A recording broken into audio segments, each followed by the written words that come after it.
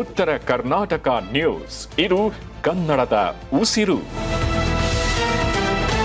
Cricket ತಂಡವನ್ನ ಜಾಗತಿಕ ಮಟ್ಟಕ್ಕೆ ಕೊಂಡೊಯ್ಯುವಲ್ಲಿ ಪ್ರಮುಖ ಪಾತ್ರ ವಹಿಸಿದ ವೇಗದ ಬಾಲರ್ ಶಫೂರ್ ಜರ್ದಾನ್ ಅವರು ಮಂಗಳವಾರ ಅಂದ್ರೆ ಜುಲೈ 7, 2026 ದೆಹಲಿಯಲ್ಲಿ ನಿಧನರಾಗಿದ್ದಾರೆ. ಜುಲೈ 8ರಂದು ತಮ್ಮ 39ನೇ ಹುಟ್ಟುಹಬ್ಬವನ್ನು ಆಚರಿಸಿಕೊಳ್ಳಬೇಕಾಗಿದ್ದ ಅವರು ಜನ್ಮದಿನದ ಕೇವಲ 1 ದಿನ ಮುಂಚಿತವಾಗಿ ಕೊನೆ ಉಸಿರೆಳೆದಿದ್ದಾರೆ. ಕಳೆದ ಕೆಲವು ತಿಂಗಳುಗಳಿಂದ ಶಫೂರ್ ಅವರು ಹಿಮೋಫಾಗೋಸೈಟಿಕ್ ಲಿಫೋಹಿಸ್ಟಿಯೋಸೈಟೋಸಿಸ್ HLH ಎಂಬ ಅಪರೂಪದ ಮತ್ತು ಮಾರಣಾಂತಿಕ ರೋಗ ನಿರೋಧಕ ಶಕ್ತಿ ಅಸ್ವಸ್ಥತೆಯಿಂದ ಬಳಲ್ತಾ ಇದ್ರು. ತೀವ್ರವಾದ ಉರಿಯೂತಕ್ಕೆ ಕಾರಣವಾಗುವ ಈ ಕಾಯಿಲೆಗೆ ಚಿಕಿತ್ಸೆ ಪಡೆಯಲು ಅವರು ಜನವರಿ 26ರಿಂದ ದೆಹಲಿಯ NCRನ ಆಸ್ಪತ್ರೆಗೆ ದಾಖಲಾಗಿದ್ರು. ಮೇ ತಿಂಗಳಿಂದ ಅವರು ICUನಲ್ಲಿ ಚಿಕಿತ್ಸೆ ಪಡೆಯುತ್ತಿದ್ರು. ಆದರೆ ಚಿಕಿತ್ಸೆ ಫಲಕಾರಿಯಾಗದೆ ಅವರು ಮೃತಪಟ್ಟಿದ್ದಾರೆ. ಅಫ್ಘಾನಿಸ್ತಾನ್ ಕ್ರಿಕೆಟ್ ಮಂಡಳಿ ಶಫೂರ್ ಅವರ ಅಗಲಿಕೆಗೆ ತೀವ್ರ ಸಂತಾಪ ಸೂಚಿಸಿದ್ದು, ಅವರನ್ನು ಅಫ್ಘಾನ್ ಕ್ರಿಕೆಟ್ಗೆ ಬಲವಾದ ಬುನಾದಿ ಹಾಕಿಕೊಟ್ಟ ಮಹಾನ್ ಆಟಗಾರ ಎಂದು ಕೊಂಡಾಡಿದೆ. ಇಂದಿನ ಅಫ್ಘಾನಿಸ್ತಾನ್